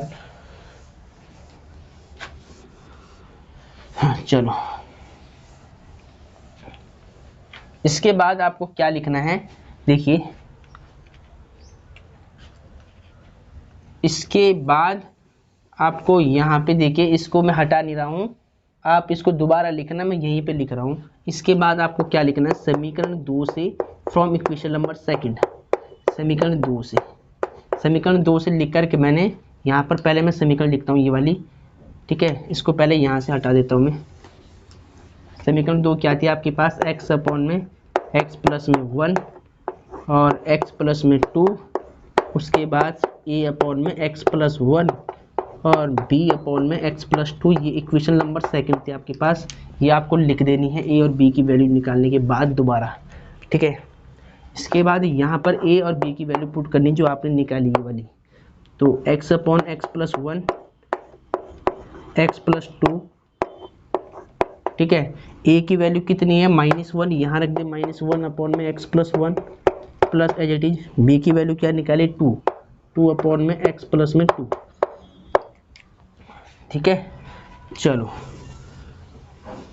अब क्या करना है, अब इस x upon x plus 1 x plus 2 की ये वैल्यू, ठीक है, इस x upon x plus 1 x plus 2 की जो ये वैल्यू है, यानी इस फलन के जो ये मान है वो यहाँ पे रखना। देखिए ये फलन पूरा आपको यहाँ दिख रहा है समीकरण 1 में, तो इसकी ये वैल्यू यानी ये वाली वैल्यू मैं यहाँ रख रहा हूँ, ठीक है। इसके बाद आपको क्या लिखना है, समीकरण 1 से, समीकरण 1 से फ्रॉम इक्वेशन नंबर सेकंड, समीकरण 1 क्या थी, i equal to integration 1 to 2, ठीक है, x प्लस 1 x प्लस 2, यानी इस पूरे फलन का जो मान है, इसका जो मान निकाला मैंने, ये निकाला है, इसको ब्रैकेट में रख दे, -1 upon x plus 1 plus 2 upon x plus 2 ऐसे, और dx, ये dx से, ठीक है। अब इसको आपको इंटीग्रेट करना है, तो चलो अब ये सारी बातें आपने नोट कर ली होगी,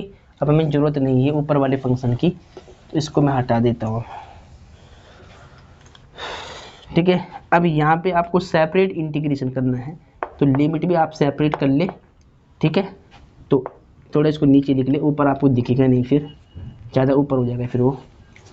चलो देखिए इसके बाद इंटीग्रेशन देखिए, आई इक्वल टू 1 से 2 माइनस 1, देखिए माइनस को बाहर करते हैं, इंटीग्रेशन को मैं सेपरेट कर रहा हूँ, और 1 अपॉन में x प्लस में 1, इधर से dx की मल्टीप्लाई प्लस 2, यहाँ कांस्टेंट है, 2 को भी आप बाहर कर दे, इंटीग्रेशन लिमिट आपको सेम रखनी, दोनों की लिमिट होगी ये 1 to 2, और फंक्शन क्या है 1 अपॉन में x प्लस 2 और dx, ठीक है। यहाँ पे क्या किया है, माइनस बाहर निकाला है, इंटीग्रेशन 1 अपॉन एक्स प्लस 1 का, फिर 2 बाहर किया है 1 अपॉन एक्स प्लस 2 का इंटीग्रेशन, ठीक है। चलो अब इसका समाकलन आपको निकालना है, तो ध्यान दीजिएगा, माइनस, देखिए माइनस से मैं 1 अपॉन एक्स प्लस 1, देखिए मैंने क्या बताया था कि 1 अपॉन एक्स का इंटीग्रेशन पीछे आपने सीखा हुआ लॉग मोड एक्स होता था, ठीक है। तो 1 अपॉन एक्स प्लस 1 का क्या होगा, लॉग मोड एक्स प्लस 1, ठीक है। और इसके बाद लिमिट आपको रखनी है, इसकी लिमिट क्या है 1 से 2 फिर प्लस, फिर 2 से 1 अपॉन एक्स प्लस 2 का क्या होगा, लॉग मोड एक्स प्लस 2, और लिमिट आप इसकी पुट कर लें, लिमिट क्या है 1 से 2, ठीक है।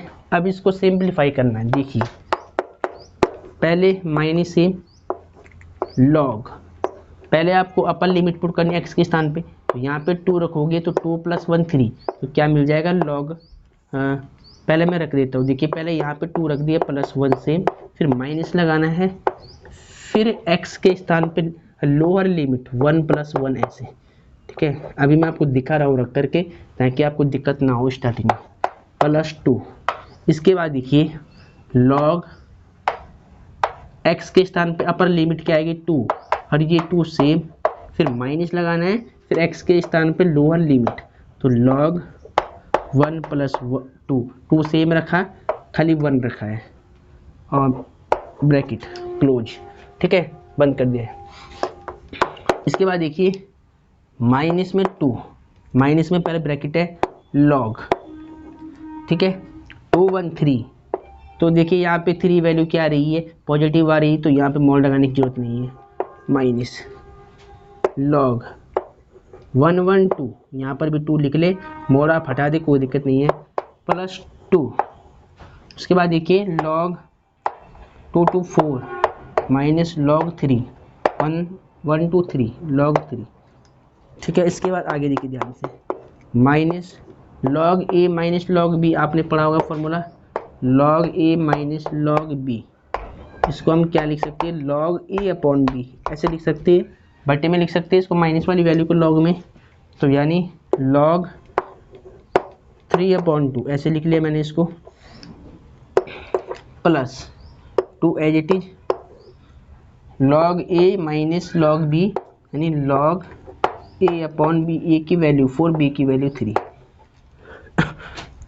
इसके बाद ध्यान दीजिएगा माइनस लॉग 3/2, इसको सेम रख दे, ब्रैकेट ओपन कर दिया।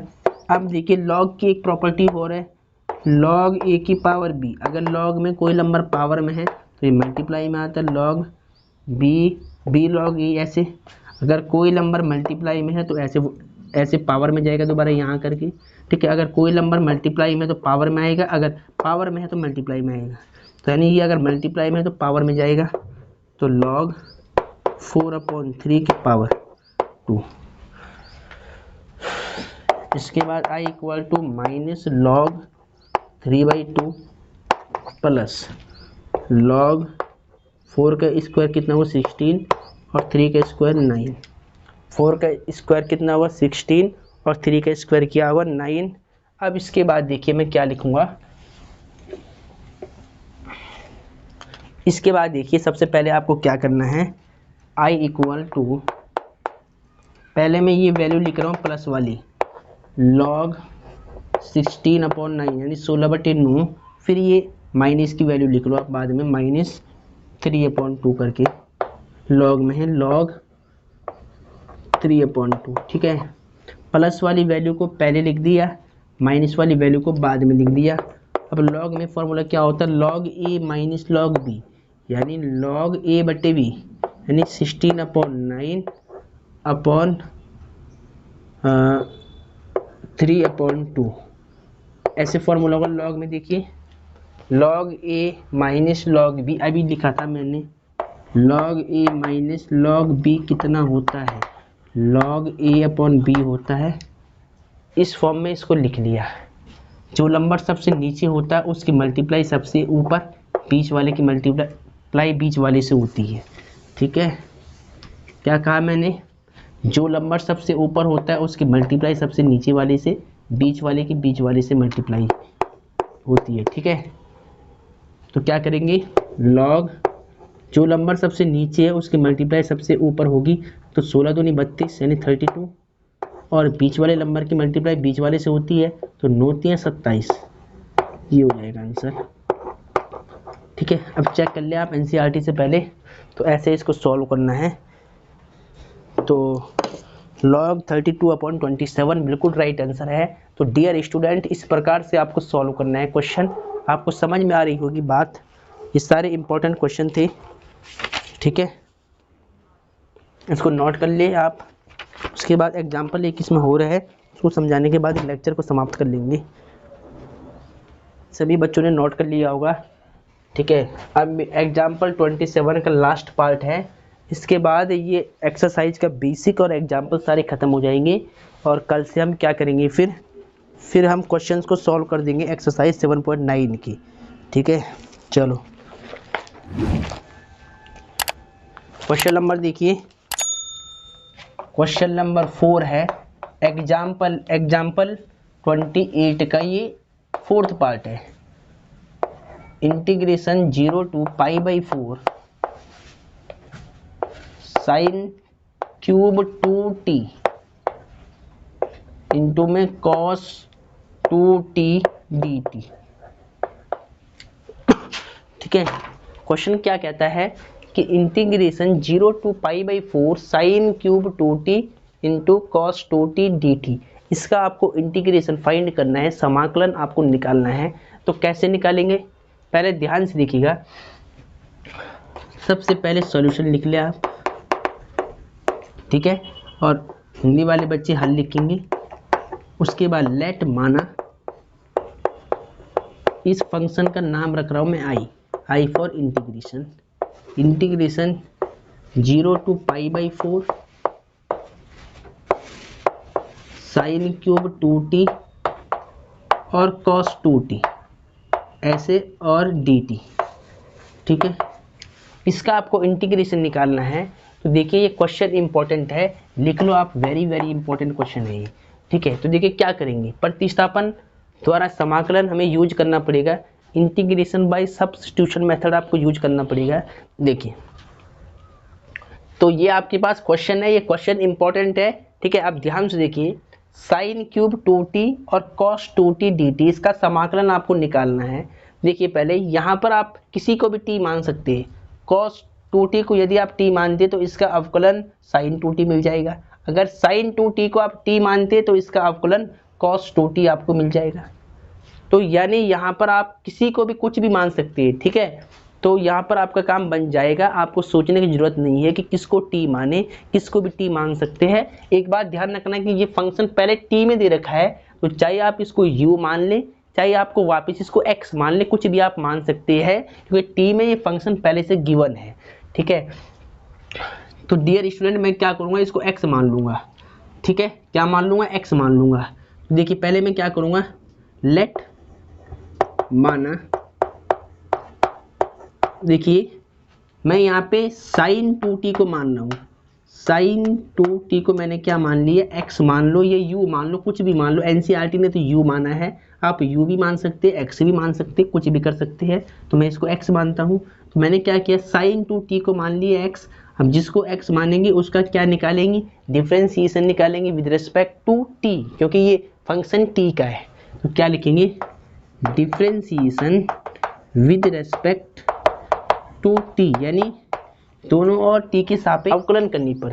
ठीक है, यहाँ पे क्या लिखना है, दोनों और x के सापेक्ष अवकलन करने पर, x के लिए t के सापेक्ष, ठीक है, क्योंकि यहाँ पे ये t का फंक्शन है। अब देखिए डियर स्टूडेंट हम क्या करेंगे, यहाँ पर आप देखिए sin 2t को भी आप x मतलब आपको t मानना है, मतलब t नहीं मानना है। यहाँ पर देखिए t के रूप में ये फंक्शन है, आप कुछ और वेरिएबल इसको मान ले। देखिए अगर sin 2t को अगर हम x मानते तो भी हमें क्या मिल जाएगा, sin 2t को अगर हम t मानते हैं तो cos 2t मिल जाएगा, और cos 2t को मानते हैं तो sin 2t मिल जाएगा। यानी किसको भी आप कुछ भी मान सकते हैं, कोई दिक्कत नहीं है। बस आपको ध्यान क्या रखना है, ये फंक्शन t में है तो आपको t नहीं कुछ और वेरिएबल आपको मानना है, ठीक है। तो यानी sin 2t को चाहे तो आप u मान लो, चाहे तो आप x मान लो। तो मैं क्या करूँगा, देखिए माना, इसके बाद आपको क्या लिखना पड़ेगा, माना लेट, मैं यहाँ पर देखिए sin 2t को मैं मान लेता हूँ यहाँ पर x, NCERT ने तो इसको u मानना है, आप u भी मान सकते हैं, कोई दिक्कत नहीं है। अब इसको देखिए आपने इस फलन को आपने x माना है, तो यहाँ पर आपको डिफरेंशिएशन करना पड़ेगा, differentiation with respect to t, यानी ये फंक्शन t का है तो t के सापेक्ष, ठीक है। यहाँ पे हिंदी वाले क्या लिखेंगे, t के सापेक्ष अवकलन करने पर, और हिंदी वालों को भी शॉर्ट में यही लिखना है, ठीक है। तो ध्यान रहे, तो देखिए t के सापेक्ष sin 2t का क्या होगा, cos 2t हो जाएगा। फिर एंगल का दोबारा होगा अवकलन, जब एंगल का दोबारा करेंगे अवकलन तो क्या आएगा, 2t का 2 आएगा तो 2 इंटू में आएगा, ठीक है। क्या कहा मैंने, sin 2t का अवकलन cos 2t होगा। अब एंगल यानी 2t का अवकलन आपको दोबारा करना है t के सापेक्ष, तो केवल 2 मिलेगा।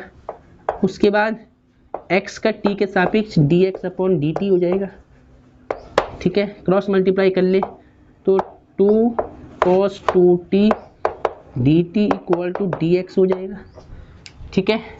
और देखिए हमें क्या चाहिए, cos 2t dt की वैल्यू चाहिए, तो इस 2 को आप डिवाइड में भेज ले, तो cos 2t dt equal to 1/2 dx हो जाएगा। अब देखिए फंक्शन आपने x में चेंज किया है, इसको x माना है, तो लिमिट भी आपको x में चेंज करनी पड़ेगी। अब ये लिमिट आपको t की दे रखी है, ठीक है, 0 to π/4 क्या है, ये t की लिमिट है, आपने फंक्शन को x मान लिया, तो आपको अब ये लिमिट भी चेंज करनी है। तो ध्यान रहे, तो मैं लिमिट को चेंज कर रहा हूँ। तो सबसे पहले मैं क्या करूँगा, व्हेन, जब, हिंदी में क्या लिखोगे, जब ये t बराबर क्या आता है 0, ये t की लिमिट है, क्योंकि ये फंक्शन t का है तो लिमिट भी t की है, t बराबर 0, तो देन तब क्या होगा, देखिए जिसको आपने x माना, x किसको माना है, sin 2t को माना है, तो आपको क्या करना है, sin 2 से t की वैल्यू क्या, 0 यहाँ रख दी आपने, तो यानी x इक्वल टू x की लिमिट कितनी आएगी, 2 का 0 से मल्टीप्लाई 0 डिग्री हो जाएगा, तो sin 0 का मान कितना होता है, 0 होता है, ठीक है। तो जब t बराबर 0 है तो x बराबर भी क्या होगा, 0 होगा। उसके बाद देखिए व्हेन, इसके बाद आपको नीचे लिखना है, मेरे पे जगह नहीं है तो मैं साइड में लिख रहा हूँ। तो व्हेन, जब ये t का फलन है तो t बराबर, जब t बराबर π/4, व्हेन t इक्वल टू π/4, तो देन यानी x बराबर कितना होगा, x को हमने किसको माना है, sin 2t को हमने x माना है, ठीक है। जब t बराबर π/4 होगा तो लिमिट चेंज करो पहले x में, तो x बराबर क्या था, sin 2t था, तो यहाँ पर आपको t की वैल्यू पुट करनी है, t की वैल्यू π/4 अपॉन में 2, 2 1 जा 2, 2 2 जा 4, कितना आएगा x sin π/2 मिल जाएगा आपको। अब sin π/2 क्या होता है, देखिए sin π/2 का मतलब होता है sin 90, और sin 90 का मान कितना होता है, 1। sin 0 का मान क्या होता है, 0, sin 90 का मान 1 होता है, यानी x बराबर कितना होगा, 1। आपको बात समझ में आई है। अगर फंक्शन को आप चेंज करते अदर वेरिएबल में तो आपको लिमिट भी चेंज करनी है, इस बात का आपको ध्यान रखना है, ठीक है। तो t बराबर 0 पे लिमिट क्या आई, x बराबर 0, और t बराबर π/4 पे x की लिमिट कितनी आई, 1। अब आपको देखिए क्या करना है, इस फंक्शन में पुट करना है, तो बाकी को मैं हटा रहा हूँ। देखिए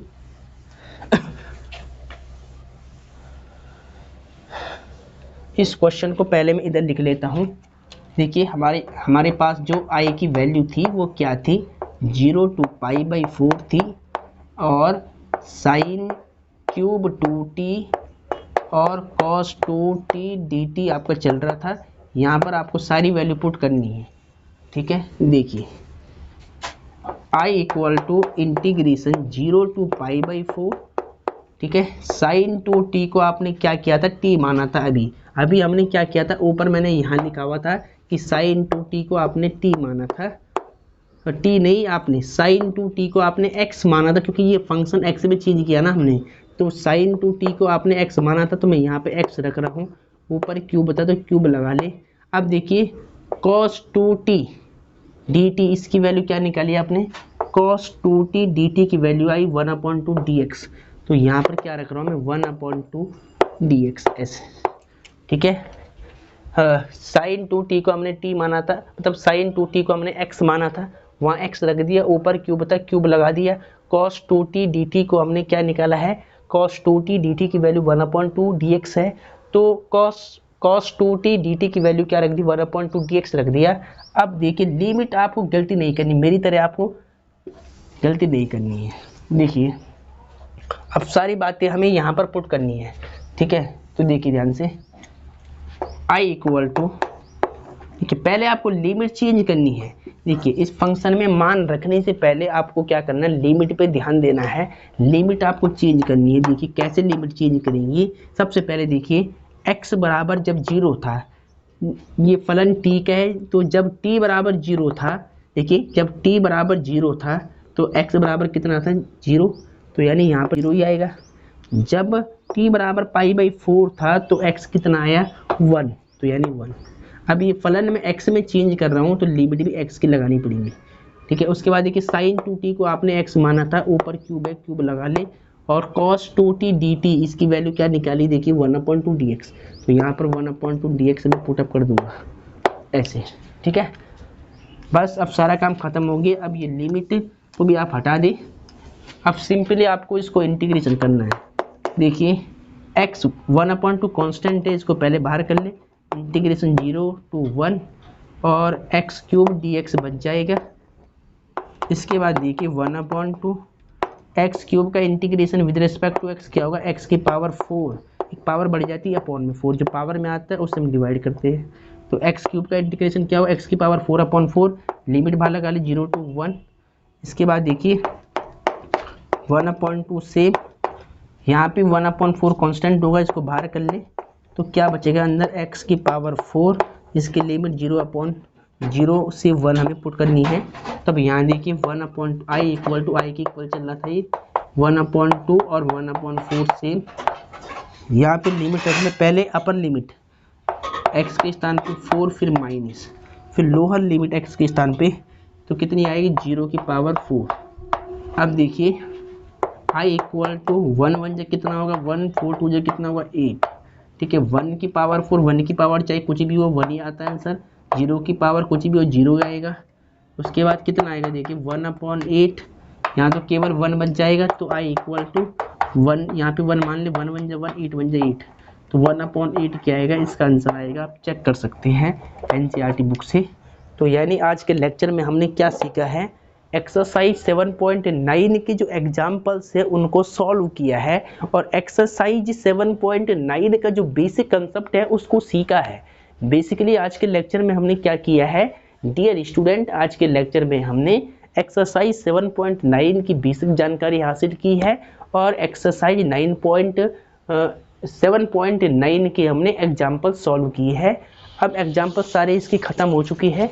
अब मैं आपको नेक्स्ट लेक्चर में क्या समझाऊंगा, एक्सरसाइज 7.9 के क्वेश्चंस को आपको समझाऊंगा।